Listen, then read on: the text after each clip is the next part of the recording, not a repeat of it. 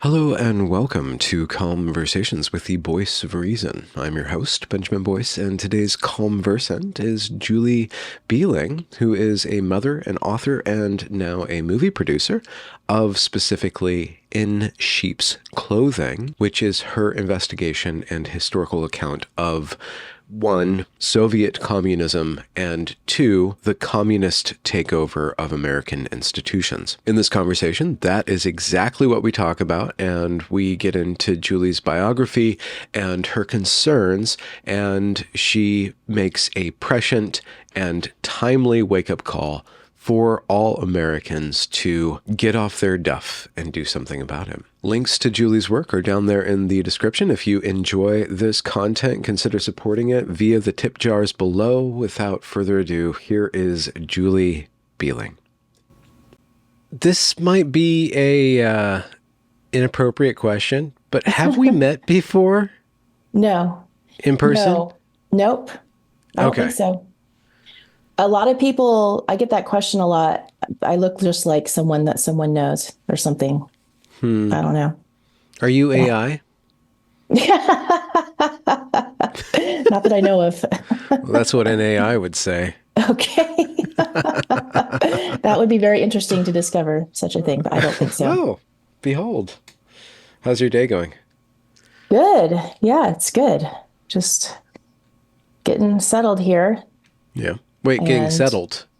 Well, getting my son, I have a 9-year-old son who I homeschool, getting him settled out there and doing stuff really? So he doesn't disturb anything. My boys are doing that too. Yeah. What do you have him settled with? Legos right now. Oh yeah. Mm-hmm. They're supposed to be doing handwriting and books right now, but as long as they don't act like retards, I'm totally fine. I just don't want really loud sounds getting into the recording. That's my one ask. Yes, it's very important. So yeah, you're so Leslie, your wife, she interviewed me about 9 months ago or so. Okay. So what was the content of that? About my book and my documentary. Okay. Yeah. Yeah. So, and then Carrie Bartholomew is the one who introduced me to Leslie. Okay. So, yeah. Yes. Okay. So apparently you have a problem with communism, but what has communism ever done to you? Actually, that's a good question. So I lived in Russia in the late 90s, and I was a missionary in Russia for a year and a half.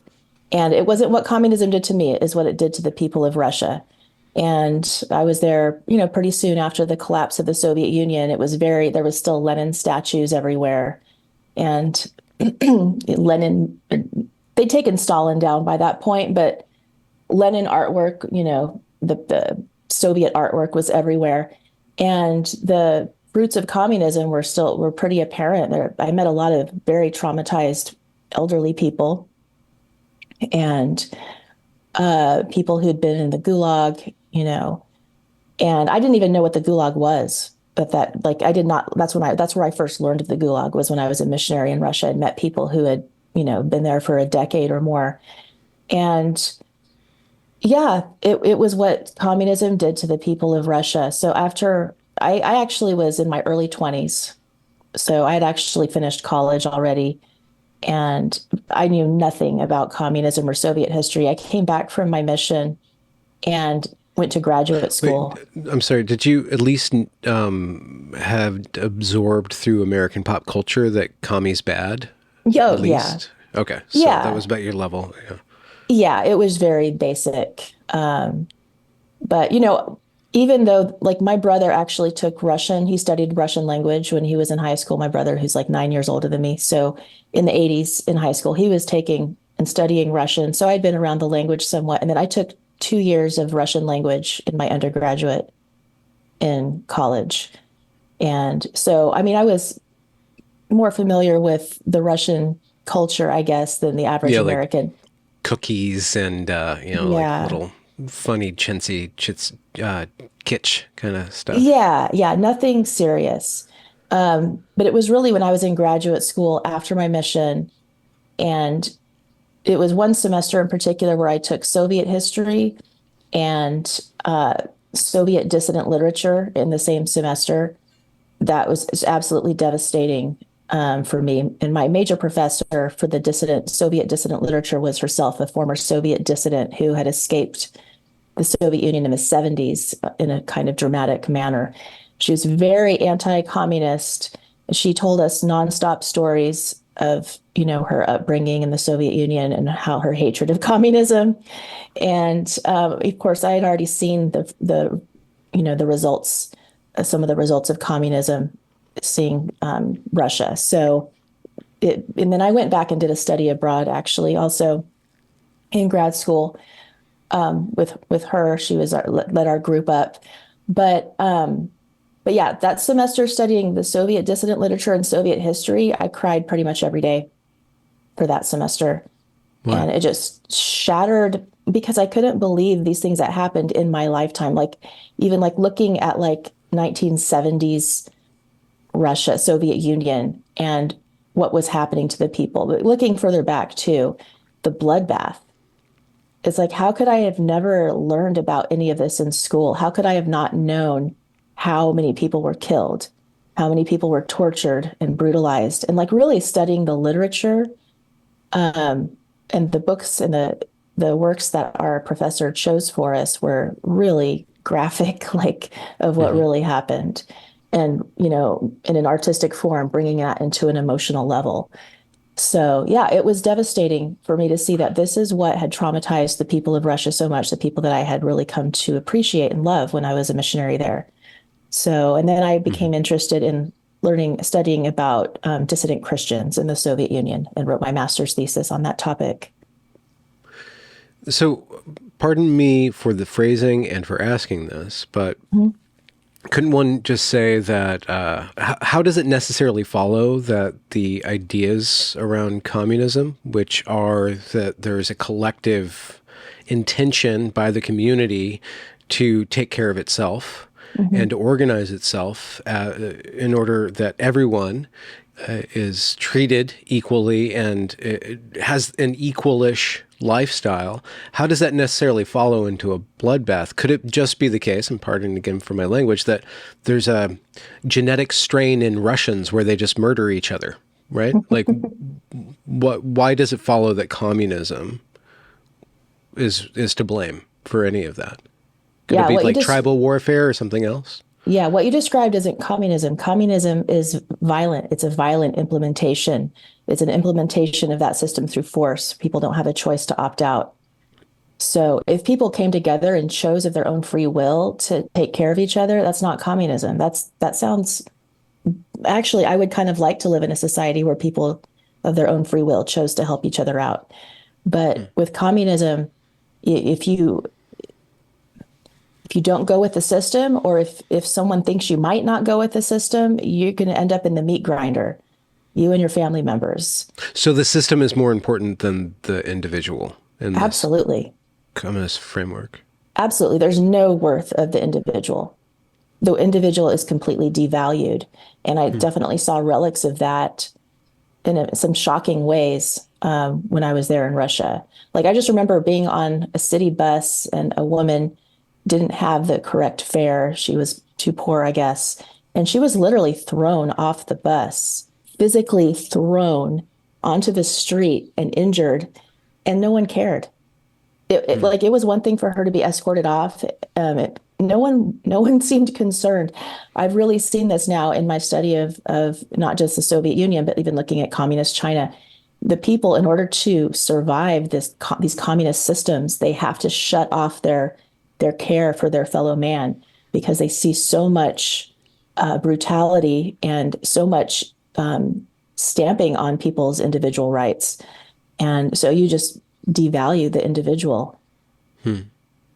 So how do you perceive that this process of demoralization or de-individualization, again, how is that tied to communism? Like what's the, I mean, in the title of your book and your movie, like there's a hint that there's this process where there's this wolf that dresses itself up as something else, but it is in fact the opposite of what it's presenting itself to be. Instead of the helpful, I guess, do sheep do anything productive? I don't know, like maybe the wise sheep, but there's actually like a predator Yeah. involved Well, in I that. mean, So the sheep grow wool and they okay. produce milk. That's what they, and then they can be used for meat. That's what sheep do that's productive. Otherwise, no. Um, and they're really not very smart. They Like if mow you've ever, lawn, kind of. maybe, but if you've ever looked into a sheep's eyes, there's not much there. It's Okay. pretty vacant. So they're definitely vulnerable. Hmm. And communism, one of the things that I've really thought a lot about, communism reminds me of narcissism quite a Hmm. lot. Hmm. In that you look for some vulnerable prey that you can get your narcissistic supply from. It's really all a power grab. Communism is only done in the name of things that sound nice to the masses. It never has produced that nice utopia for the masses. It produces, the maximal centralization of power for those who are at the top, and a control grid, and a way to punish those who don't go along.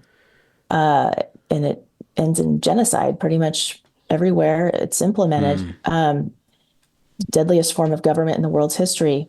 But they always find the things that sound nice. And so in Russia, it was bread, land, and peace to the peasants. Peace. Pe- yes. Peace from what? If you could just give us like some history, like I just mean, they just used those words. I don't think that there was anything okay. specific. They got lots of wars. The bread, I mean, there was massive famine and starvation in different parts of the Soviet Union, and at least food shortages were common. Land, the government took their land by force. So it was the exact opposite Hmm. of what they were promised. And, what we're promised here in America with our Marxist/communist system they're trying to force through is diversity, equity, and inclusion. And sounds nice to people who don't know what that really is, but it Hmm. means the opposite of what people are thinking, unless they've looked into it. And, Interesting. I say this in my book and my documentary, the fruits of communism are impoverishment, enslavement, and death. That's just objectively true. Hasn't it done anything good? Didn't it get a dog into orbit? I Yeah, mean, can do sure. things like along the lines of a flex, right? It can produce Some things, something. yeah. Yeah, I mean, Yeah. the Soviet Union took a populace that was largely illiterate and made them highly literate. So it did do that. It also brainwashed them and indoctrinated them Hmm. into, militant atheism and Marxist Leninism, punished them if Hmm. they didn't want to go with that system. But yeah, it taught them to read. But could the Netherev system have also taught the Russian populace to read? I'm pretty sure it could have. Hmm. I've heard. I don't know who said this. It was a few years ago that I heard this. That what happened was that Americans sent their missionaries to Russia, and Russia sent their missionaries to America. And I don't know if this is accurate or not, but Russia's becoming more Christian and America's becoming more communist. It's just on a delayed time frame. Do you see that as well? And are you in contact with Russia right now? I mean, I have my friends, some of my friends from my mission years that Yeah. I had met that I follow on social media. A lot of them have moved to the US, but yeah, I have some acquaintances that are still there. I'm not like deeply in contact with anyone right now. Okay. It's more just casual here and there, occasional. But I mean, I will say this, the standard of living for Russians has gone up tremendously in the last 2 decades. Mhm. So when I was there, it was a much lower standard of living. It was like $30 a month income on average for the average person. Uh, it was a lot of poverty, and there still is a lot of poverty in Russia, but there's a much bigger middle class, and people are able to travel. And yeah, Putin is definitely an authoritarian, so Hmm. that's not good. But I forgot the question you asked me, and I'm just kind of ask me the question one more time so I can be sure to Well, answer it it was correctly. just it was just a comment that I heard that Russia's trending towards being more Christian and Okay, America's yeah. trending to being more communist because of the way Yeah. that our missionaries planted seeds. Yeah.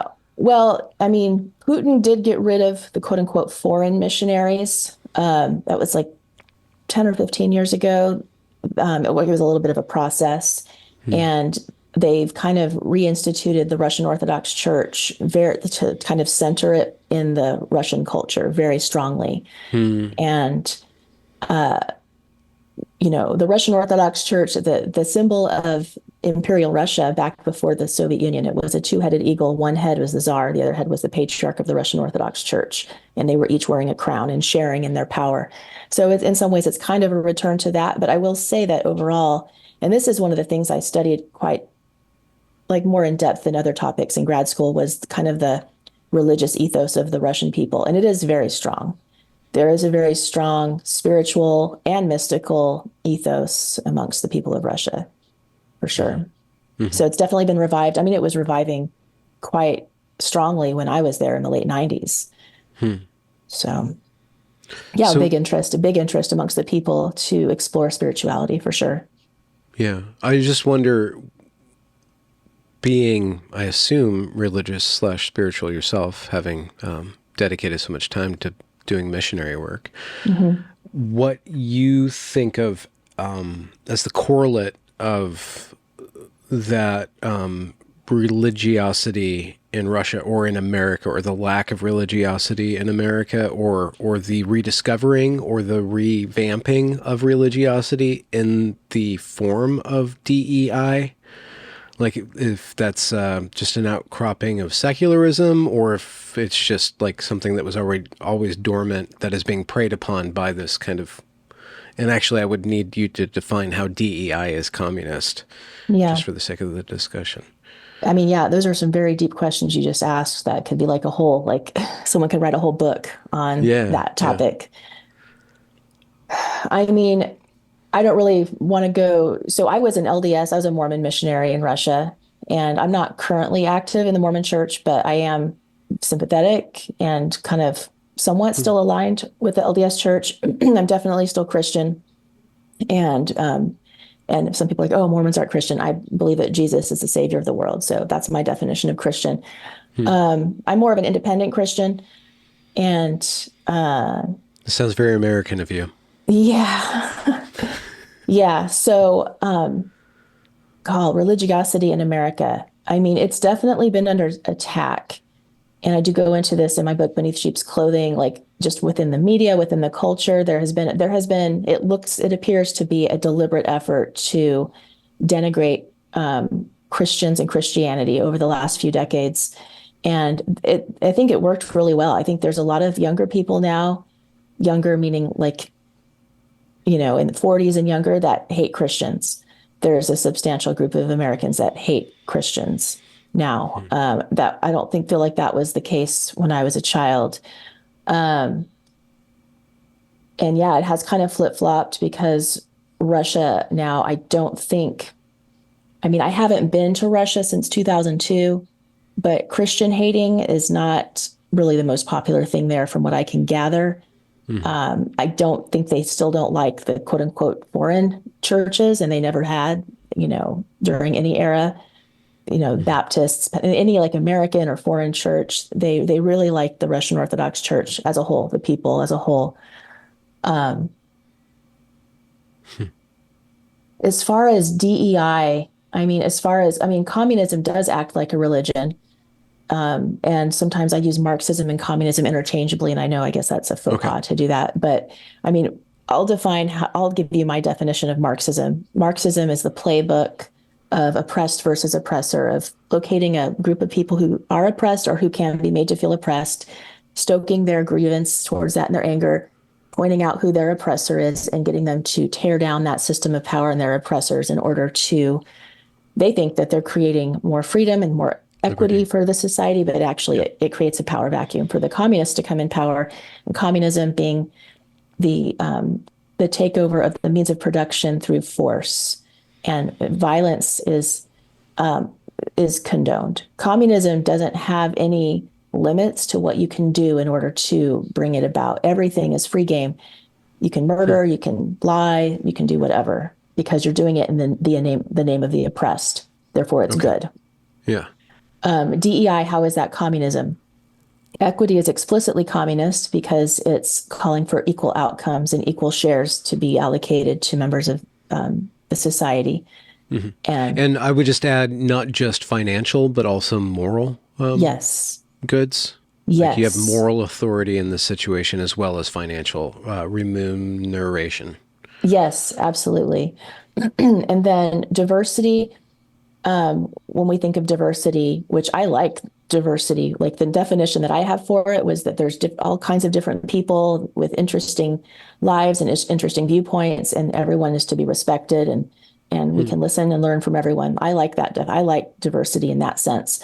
But the communist definition of diversity is actually, if you don't, you have to see the world through the Marxist lens of oppressed versus oppressor and these power dynamics, and quote unquote be woke. And if you don't see the world in that way, you don't have your critical consciousness awakened, you are not diverse, sit down and shut up. We will not include you. We will only inclusion is including the people with the woke critical consciousness. Everyone else can sit down and shut up. You will be excluded. Okay. That's inclusion and diversity in practice. Can I just reformulate that just because like Sure. you're activating my ideas and Mm-hmm. I tend to do my interviews. I just like wipe my brain of Mm-hmm. ideas, so I ask a lot of dumb sounding questions, but like They're I not just like dumb. to try to start over again, try to draw the picture again, even though like Right. Obviously, you know a lot of this this stuff. is yeah, I'm not unfamiliar with this stuff, but so there are these natural hierarchies. Let's just say there's a family. There's a family hierarchy, and I'm sure that that varies through from family to family. But there's probably patterns of authority where there's a masculine authority, or somebody gravitates towards the masculine authority, and somebody gravitates towards the mother authority, and they interlock. And then there's the children under them, and then the children have their own hierarchy. That hierarchy is represented in a business. There will be an executive, and then probably somebody who's more HR. Somebody does the business side, somebody does the people side. I'm thinking of a restaurant, and then there's different employees with different subcategories. So in the Marxist framework, just to recapitulate what you were saying, the Marxist framework sees every hierarchy as oppressive. There's no other interpretation of hierarchy other than power being drawn, resources being extracted, and then used by the person in charge for their own glory, or every relationship. Every power differential is a vacuum, a zero-sum vacuum where somebody's being taken from and somebody is taking from. And in a non-Marxist framework, a structure such as a family or as a business or even let's say a municipal government at least, is all done where the top person is serving the bottom and the bottom are being served by the top. And so all the hierarchical structures are for a purpose other than the people in the structure. The head of the family becomes a part of the Tyrant. body. Oh. Well, yeah, in the Marxist framework, it's all tyranny. In a Mm-hmm. non-Marxist framework, maybe a Christian framework, or like just a non-Marxist framework, it would be what the purpose of a family is to be a good family. The purpose of a business is to be a good business. So in and so that was just my first thought.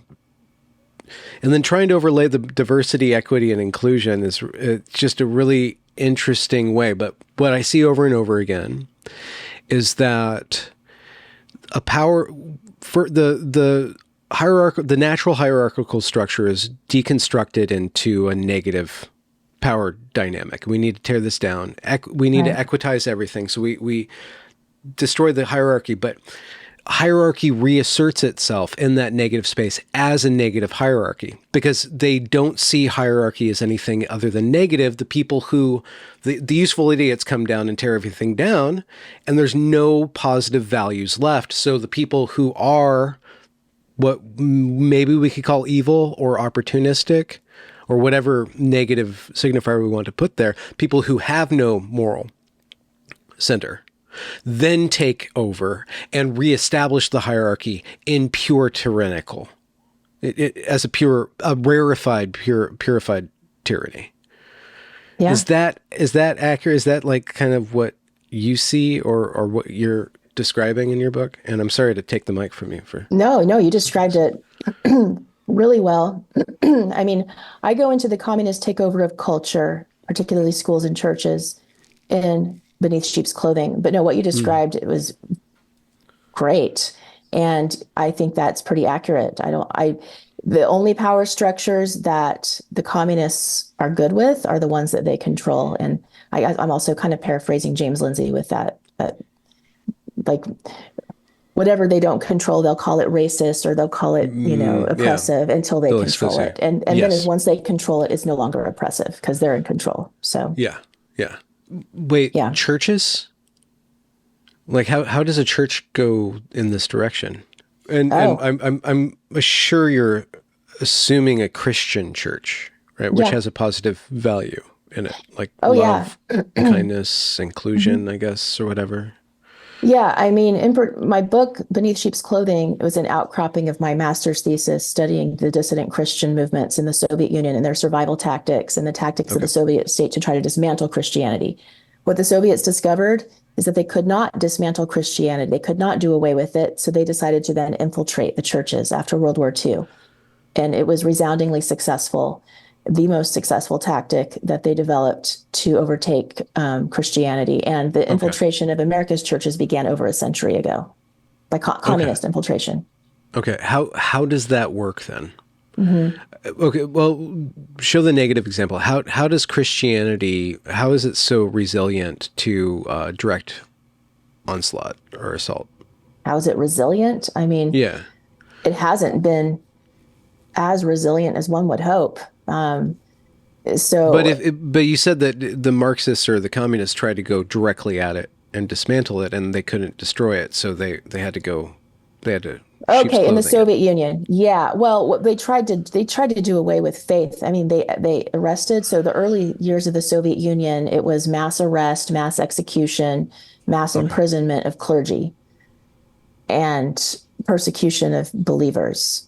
So, but it just bred a lot of underground religious activity, is what that did. It didn't completely kill Christianity or any of the other faiths. They don't like any faith, not just Christianity. Do you think that is because Christianity has persecution, like a persecution multiplier to it? If the more it gets persecuted, the stronger the faith becomes. Like there's some sort of programming. I do. Yeah, I do. I mean, but there were of course Jews and Muslims and other faiths also that were engaging in underground activity.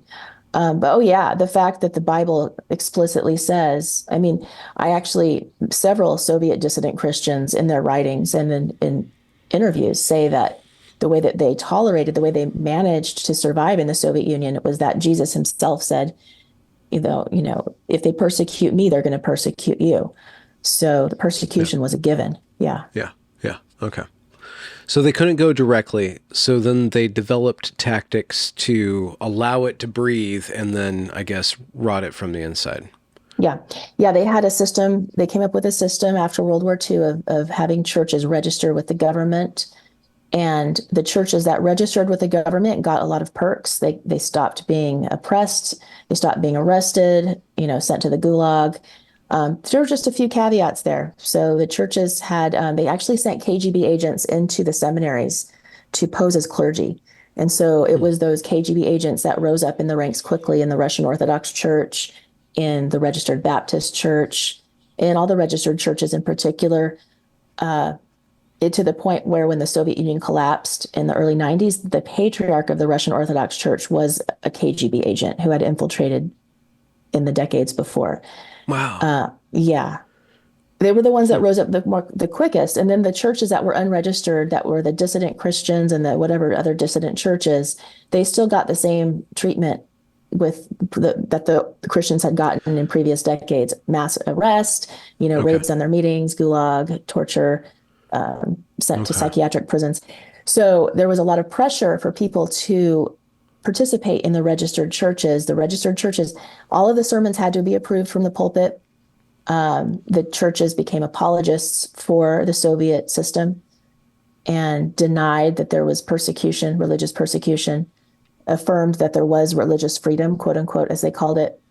And They were able to water down the doctrines. They were able to get the churches to go with the Soviet government passed a law saying you can't bring your kids to church. They have to be 18. The registered churches all went along with Oh, that. No kids okay. at church. Illegal to teach your kids to pray.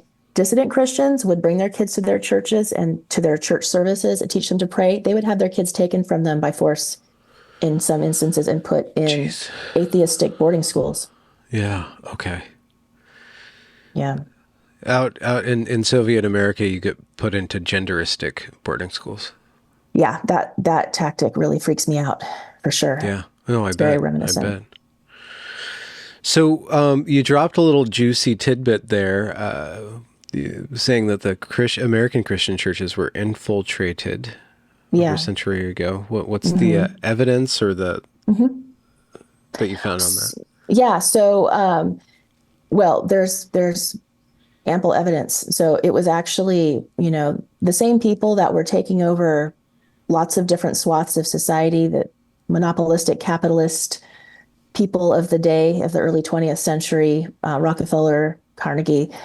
Rockefeller helped fund the communist infiltration of America's churches. They set up what they called the National Council of Churches, and it was supposedly an ecumenical organization for the Hmm. churches to all work together. Yeah. But the seminary, so they got into the seminaries again. There were avowed communists. There's several examples. There's Harry F. Ward, the Red Dean. I mean, he was a known communist. These people, their resumes are astounding. They were also a lot of eugenicists that infiltrated. And they got into the seminaries and they were teaching the up and coming clergy, and they did a lot of demytholization. Is that the right? Did I pronounce that right? They demythologized the Bible to make it so it's more of a parable. In the seminaries, that's one thing if someone does that, but you would think that Christian clergy would actually believe in Jesus being the literal savior of the world. But they actually Okay. even demythologized Jesus himself in some cases to up and coming clergy, these people teaching in the seminaries, communists. And so by mid 20th century, roughly half of America's mainline Christian churches were infiltrated from the top down with communists.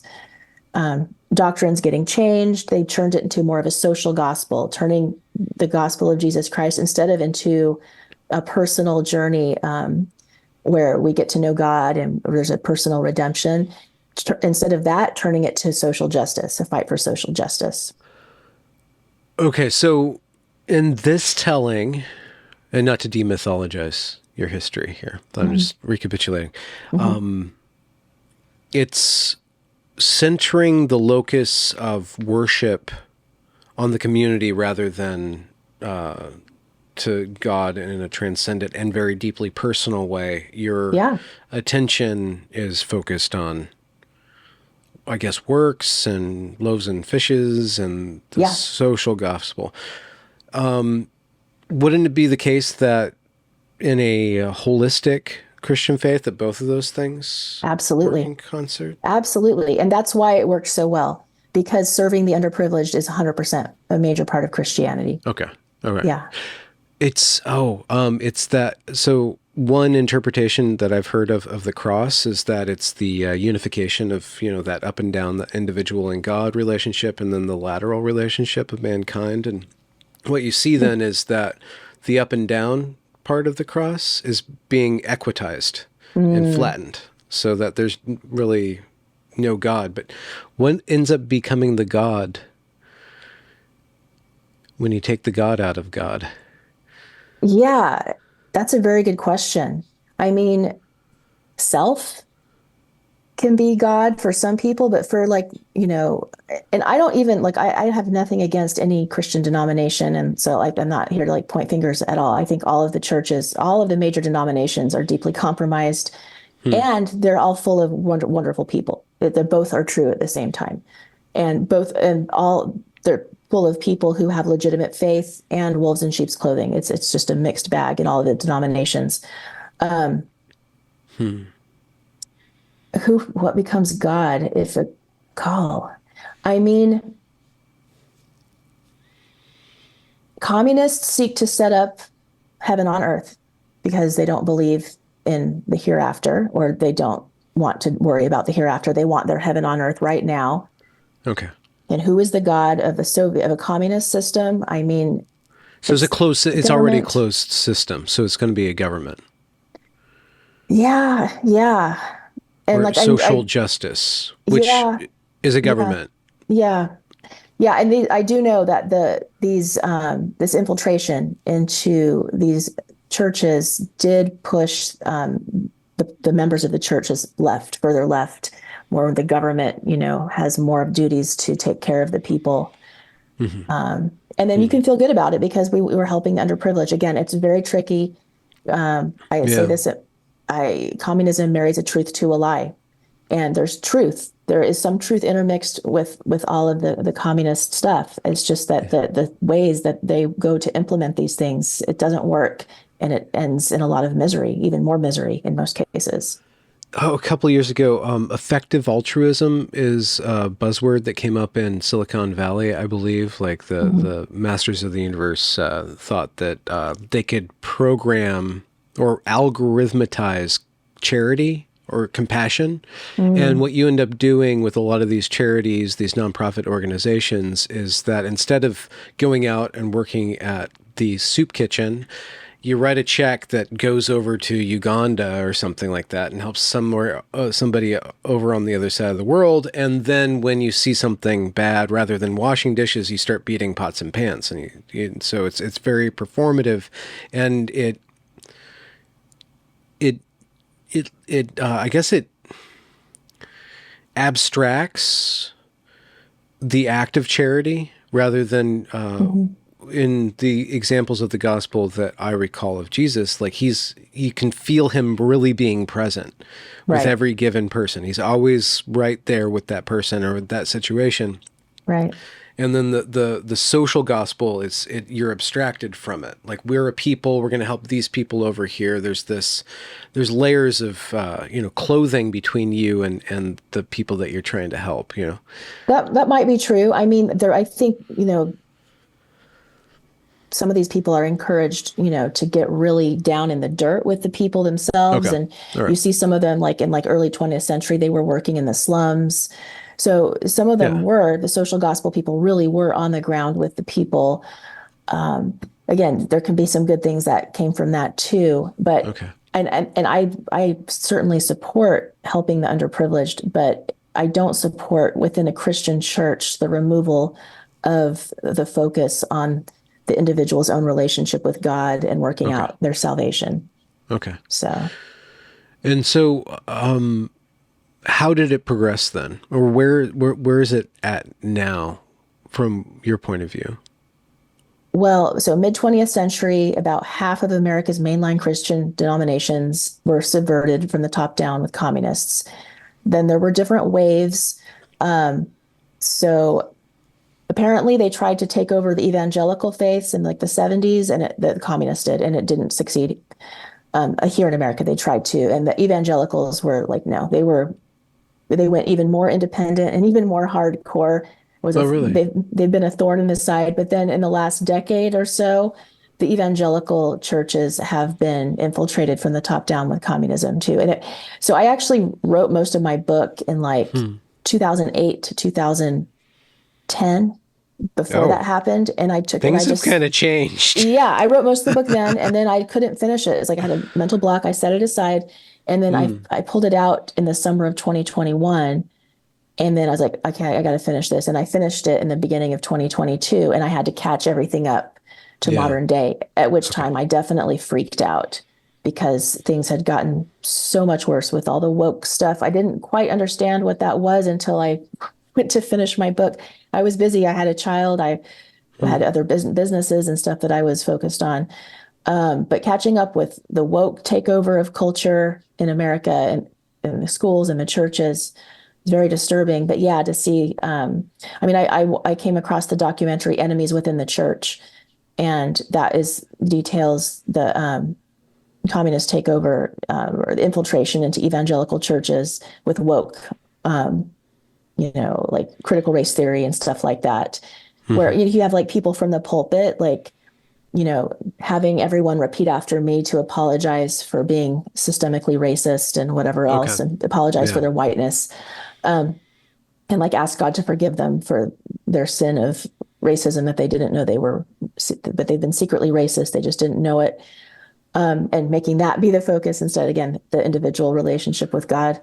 There's Black liberation theology is a big one that I touch on briefly, like in my book, but it basically, I mean, liberation theology is how Latin America was overtaken to the degree that it was with communism, using Catholic priests, radicalizing a certain number of Catholic priests to go and then radicalize the peasantry to cause them to tear down. Yeah. Black liberation theology is almost the same thing, but it's retooling Christianity to be an explicit fight for racial justice, and making, the certain Black churches focus on that very heavily instead of anything else. What do they mean by justice? Well, I think they mean having the equal outcomes. I think they mean having their cut of the pie. And again, that's a whole other topic, which obviously, the civil rights movement was 100% necessary. Yes, it was also partially infiltrated by communists. It's a whole other can of worms. But okay. I mean, for my research, liberation theology itself was an invention of the KGB. I was looking into the origins of Black liberation theology, and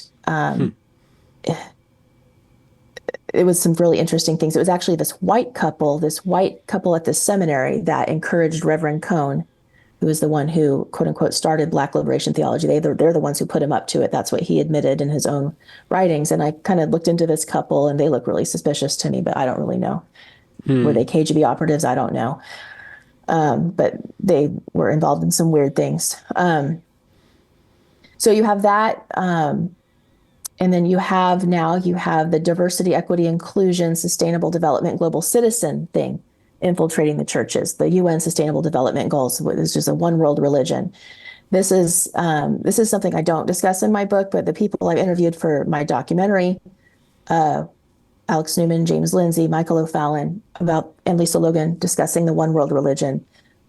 I've learned about it from them, that there is a goal for these global entities to frame the ideological underpinnings of every person in the world. And they want to use the churches for that. And they already are using the churches for that. And to the extent that churches will cooperate and allow their doctrines to be shifted towards diversity, equity, inclusion, global citizen, they'll be on safer ground. The churches that won't cooperate with that are probably going to run into some problems, like they might be shut down eventually. Oh, in America? Yeah. How do you shut down a church in America? So this is not my particular area of expertise, but from interviews of the people for my film. How do you shut down churches in America? Well, we can take a little look back at, and I do go into this in my book, a couple of very unpopular fringe groups in America, fringe Christian groups that have had, militarized raids, children taken forcibly without due process. In some cases, some people were killed by government. You have the Branch Davidians, 1993. Obviously, there's a lot of other things going on there, but there was actually a playbook developed in the mid 1984, developed by a group called the Cult Awareness Network. And I've tried to research this group, and there's more there that I haven't been able to find, but they came up with a playbook to take out and destroy minority Christian groups, churches. Mm-hmm. And their playbook looks strikingly like the Soviet playbook for what they did against their dissident Christian groups that didn't comply. It was turn the media, get people in the media to go in and accuse them of child abuse and drum up, they're child abusers. And in some cases, maybe there's a thread of truth there. Maybe is some child abuse going on there, but you inflate it to the point where, we have to go in with tanks and snipers because the kids are being beaten so badly, when that really was not the case. And you turn the populace against them. You get the local authorities. Yes, we have to go and, we're going to spend millions of dollars for this small little fringe group that some people say that they might be mistreating the kids. And we're going to use the full force of everything in order to address that. And you get to take the kids forcibly. And in the case of both the Branch Davidians and FLDS, you also have like really extremely punitive prison sentences, like decades, for things that like worse than rapists, worse than child traffickers, for marrying an underage girl type thing. So I don't support these particular fringe groups. Just FYI, I'm not a fan of the FLDS, the Fundamentalist Mormons, or the Branch Davidians in terms of their doctrines. It's not really my thing. But due process was ignored in those cases, and this playbook from the Cult Awareness Network was implemented. So those two sects have been kind of examples. I know, we've had things going on now with like more conservative Catholic priests being put under surveillance, and the FBI putting people on watch lists. I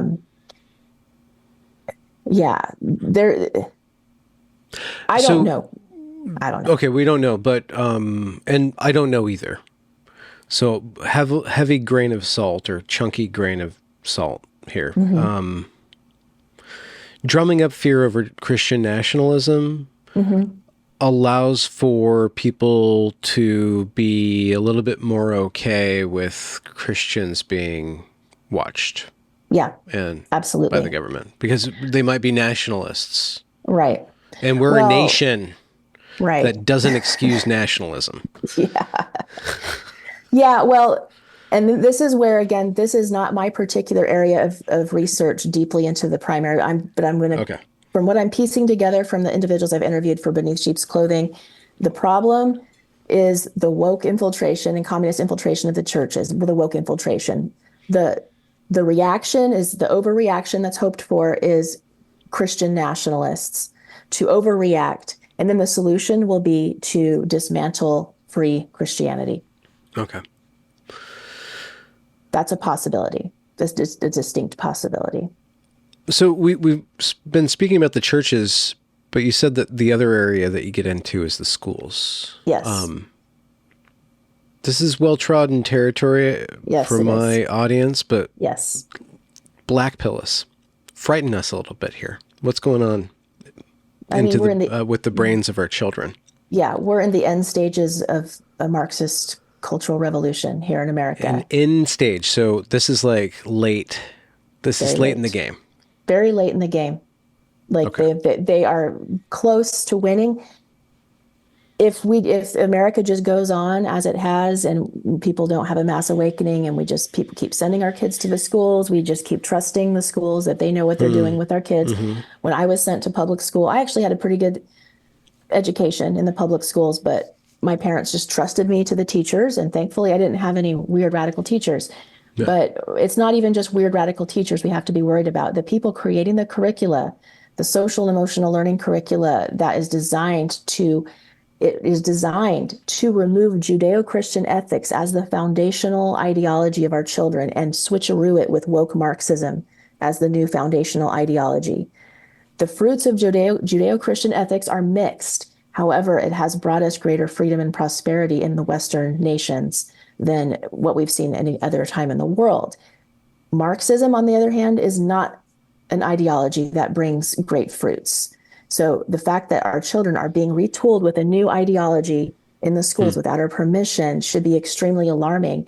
We must do what we can to interrupt that in any way we can, whether that's pulling our kids out of the schools, which is what I chose to do, or whether that is very, very, very consciously teaching our children and helping them step around the landmines. Okay. Some people might have to go that route for whatever reason, but we are in the end stages. And if we just go with the flow, we will lose our children. We will lose our society. We will lose our freedom. If 2020, if the way that young people en masse, not all of them, but en masse behaved in 2020 is any indication of what they're being taught, we could see that they are riotous, vindictive, and they demand a lot, but they don't know how anything runs.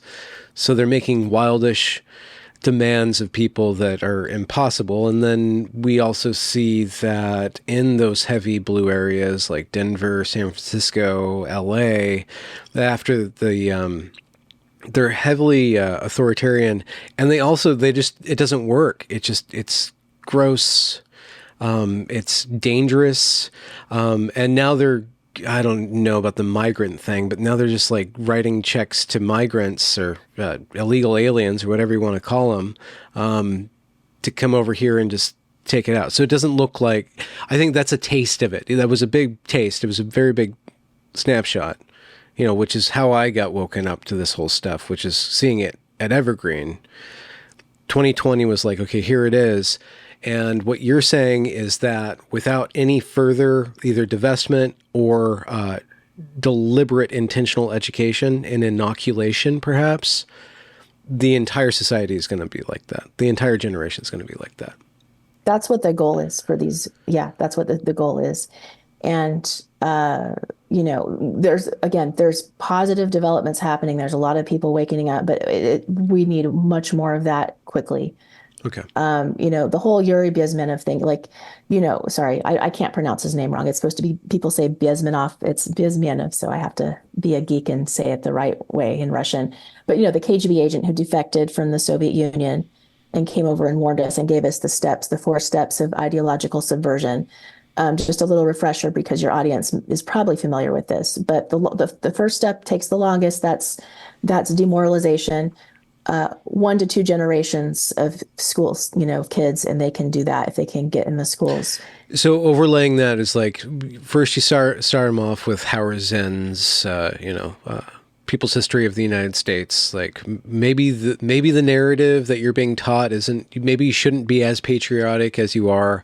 And then the next generation, you're saying, actually, America is a hateful, oppressive country that is founded on the blood of slaves. Yeah.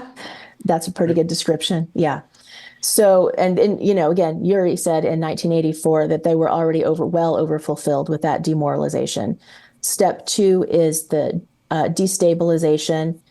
It's 3 to 5 years, he said, it takes to destabilize a nation. I think most people who have been looking into this would agree that 2020 would probably be considered the start of that destabilization period. What year is it now? 2024. We're year 4. Mm-hmm. It takes 3 to 5 years to destabilize a nation, getting at all of its major infrastructure, its, economy, its international relations, medical system, food supply, all of those different things, destabilize. Step 3 takes 6 weeks, according to Yuri Bezmenov. That's the crisis, and that is actually the overthrow, where the communists come in and just seize control. In some cases, and in some ways, I wonder if that's not already done. We already had the coup. I'm not sure.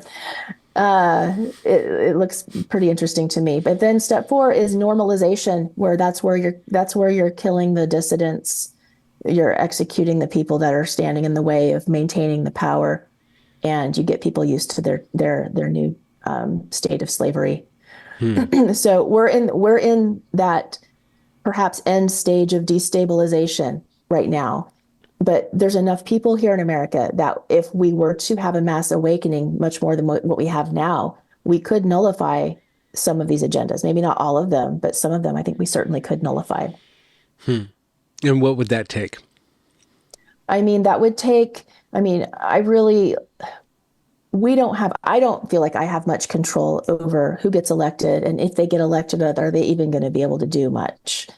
Where we have the control, I don't have control over what comes, what shows Netflix puts on. Of course, I can control, my son's access to that more because he's still young. We have control over where we send our children to school. We have more control over that. We have more control over where we go to worship. Are we worshiping in a church that's very heavily subverted, that's, taking things even further than it needs to go with this cultural revolution? Are we sending our children to these schools where they're being retooled again with a new ideology, a new ideological framework that is not what is ours? Most people in my generation and older, a Judeo-Christian ethics is pretty solid for most of us. The younger generation, that's being What does subverted. That look like? Are you just saying like basic 10 Commandments? Yeah. Stuff? Whether a person is religious or not, the basic 10 Commandments type framework. Okay. Yeah. And how is the Marxist framework any different than don't kill honor your mother and father, don't steal. I guess the stealing part and the honoring of mother and father and okay, I guess I see it. Again, anything is justified in communism if it's in the name of helping the oppressed. That's all. Okay. You have to just do it in the name of the oppressed, and you're good. Okay. So we're in this yeah. end stage. So we have to have this mass awakening, and I do in the film Beneath Sheep's Clothing. We do. I mean, it's going to freak some people out. People who have not already been delving into these topics. I mean, your audience mostly is people who are much more aware and educated than average. And I still think even people will learn. I mean, I learned so much just interviewing people for the film. My goodness, some of the best people. But for newbies or normies that are, maybe just now looking into these things, there's a lot of disturbing content there and a lot of things that, but that's okay. I want people's paradigm to be shattered. If their paradigm is leading us towards tyranny, we need a mass awakening now. And God, I wish everyone could pull their kids out of schools. It's not easy. Myself, I'm a single mother, and I work, and I have a young son. So, but I'm making it work, and there's different things. I'm hoping that people can get together and make micro schools and different co-ops and different things, and communities can come together and help people who may not be able to teach their kids at home because, let's say, both parents have to work out of the home, or there's only one parent who has to work out of the home. I work from home, so I'm lucky in that sense. But we really have to protect our children, and we need to, I hope that churches can revive themselves, that members of churches can become aware of these agendas, go to their leaders and say, hey, look at this. We're not doing this anymore. We're going to go back to the Bible or whatever the case may be. We're going back to our church's original tenets, and we're not doing all this extra global citizen DEI stuff. And if not, maybe people can just leave and abandon those churches that are heavily subverted. Yeah, it's, you say that there's disturbing stuff in your film. Like, is that like Khmer Rouge kind of stuff over there, stuff back there? Or is it the disturbing stuff now, stuff here for you? I mean, we do, we have reenactments that we have actors that portray indoctrination in a Soviet classroom. And then we have those same actors in a modern woke American classroom. So the same woman who is the Soviet teacher, and she's really scary, by the way. And then she's the American woke teacher. She's fitting the children with what I call the woke goggles. And these children are wearing these woke goggles, and they're being trained to see the world in a certain way through a certain particular lens, the lens of oppressed versus oppressor. I think for anyone who is not familiar with the queer Marxist, gender Marxist agenda, I was going to ask about that if you wanted to go there, because you've avoided that. What is so effective about destabilizing a child's sense of self, sex, and via gender and queerness and sexualities? Yeah, well, it takes out. All right, so then we go back to Antonio Gramsci. What were the 5 cultural pillars, the cultural hegemony that he had to take out of the West, or if they had to be infiltrated, that he talks about: the family, education, media, the churches, and the law. So if you confuse children about gender and you hypersexualize them, you're taking out the family and you're taking out religion, both, because their religion of origin is not going to be compatible with that. And also the traditional family structure, obviously, is very heavily compromised with these experiments they're doing. They've captured our media. That's without question. Nobody can question that. I'm pretty sure nobody can question that. Education, totally captured.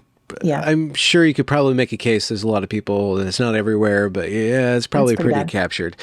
Yeah. Families, they can't capture every family, but if you No. look at the statistics, families aren't doing as well. And in our media and in our education, family is not reified. Mhm. Religiosity, or at least religious practice has declined a lot. Maybe Yeah. it's gone in different directions or whatever. But once law is captured, it's over. It's done. From my point of view, like that's the end of America until Yeah. like, once law is gone. I mean, Yeah. family's the most important thing, but Mhm. they can't yet control family. But if you look at the way that they're getting ready to take children away from parents and stuff Mhm. under the banner of castrating them for their own good Yeah. or whatever. I'm Yeah. sorry, affirming them for their own identity. So families but it's all through law. It Yeah. would all be through law. So Mhm. I'm sure that the blue people or the liberals are really concerned about the conservative justices because of their hot button issues. But once we have like a Supreme Court that can't define a woman, or can't define property anymore. Yeah. I mean, if you can't define a woman, how can you define property anymore? How do you define a family anymore? You're not a psychologist. You can't define family. Yeah. Oh man. Yeah. It's bad. Yeah. If the law is taken over completely, and of course they need to disarm the populace to have their full takeover. And of course there's efforts in that direction, but that one might be hard. Yeah. But if you have a whole rising generation that hate guns and think, Yeah. or then It's interesting. It's such a needle to thread because one criticism of I guess I'm just going to bring him up by name. He's a friend of mine, but one criticism of James Lindsay is that from the right, it looks like he's always saying, "Don't act, let them win. Don't act, don't." mhm, Your reaction is the action. mhm. So it's really frustrating to not do anything. It doesn't seem like that's the path forward. So if there is, insofar as there is like a natural generational pushback elicited by that rebellious American youth spirit, where like this just isn't cool. This isn't, one wonders like what will be cool in the other direction, and if it's a possibility of averting like it even this is a psyop, like the fascist youth, maybe like that by conflating that with just conservative youth, it might be like a return to conservatism, a return to sexual mores, a return to individualism, might be, pardon the phrase, a sexier alternative Mhm. to this drugged out, gendered out, protested out, exhausted, pathetic revolutionary spirit that is really canned at this point. It's really like run its course. So that could be a place to hope. Yeah, I think so. And again, and my Beneath Sheep's Clothing speaks to that where people have more control, and most of us are not. Like, I have no legal background. I don't have any Yeah. sway on any of that. But most parents with kids and Christians, we Hmm. have an opportunity to try to save the family. We have an opportunity to try to obviously save our kids from the indoctrination, and I hope there can be some reclaiming of the churches. I hope we don't have to see a collapse of the Christian church. I hope that there can be a revival that is to be able to get away from this Marxist infiltration. But yeah, all I can do is try to share with Yeah. people, again, what happened in the Soviet Union, what I'm seeing that's happened here. And we're also going to be, working with people to put together information to give, like my film only goes in, my book also, one chapter on solutions, the film 15 minutes on solutions at the end, when in Yeah. reality the solutions need much more time. So I'm hoping to be able to interview different people after the fact and really point people in the right direction of solutions for reclaiming education eventually, even though that's going to be a big, Yeah. that's going to take some time. One or two generations, remoralizing. Yeah, exactly. And I'm hoping that, it's a really fine line that I walk with the book and the documentary, to not offend Christians so much that they won't listen, but also giving them truth, and sometimes the truth is offensive. So hopefully people can, watch with an open mind and learn. And if they don't have to take it at face value, they can go in and look at the primary sources and dig in there themselves. But yeah, it's wake up now, or I mean, we are in dire straits. I mean, it's to the point, like, and it has been for a few years, like right now with my son, with homeschool, we're at this particular moment, we're studying, we just finished the American Revolution, and now we're in Constitution and going into the formation of the nation. And it's very emotional for me that I'm living through perhaps the death of my nation while I'm teaching my son about its origins. I hope that's not the case. I hope that we can maintain freedom. I really do. And after, again, studying what people that I cared about and care about, the people of Russia, what they went through with the loss of freedom, and not that they had massive freedom under the czars, but it was way worse under communism. It does feel very personal to me. And I came away with very much a huge respect for America. I didn't really feel that as a child. I was just kind of a Joe Schmo, like whatever, America, sure, fireworks on 4th of July. But as an adult, I've really developed a deep love. I love freedom. I want everyone to have freedom, not just people in my country. But if America falls, the world doesn't have much hope. So, where can people find your content? Yeah, you can go to beneathsheepsclothing.movie, and we have the intro of the film up right now. We have a new trailer coming out next month. When's it to be released? So May 23rd, it will be the online release date. And we have one more live premiere that we're going to be doing in Miami, Florida on May 18th. But tickets for online and our live premiere are at beneathsheepsclothing.movie. There's a link to grab my book from there if anyone wants that. And I'm on X, Instagram. Those links are also at beneathsheepsclothing.movie. Yeah. Wonderful. Julie, thanks for the wake-up call, and thanks for your morning or your afternoon. Well, it's early afternoon. Yeah. What do you do when you're not defeating commies? Well, I'm interested in just something for you. What do you do just for you? For gardening? Me? Yeah. Gardening is not for me. Gardening is for preparedness. Well, I like taking Epsom salt baths with essential oils and detox baths. Do you have like a special CD that you play? No music. Just quiet. Just like the drip. Yep. Huh. And yeah, that's pretty much. Pretty much. You like to float. You're a floater. Yeah. Sure. Yeah. That's a great hobby to have. Yep. Just homeschooling my son. Yeah. Cooking dinner and just living a normal life. So. Yeah.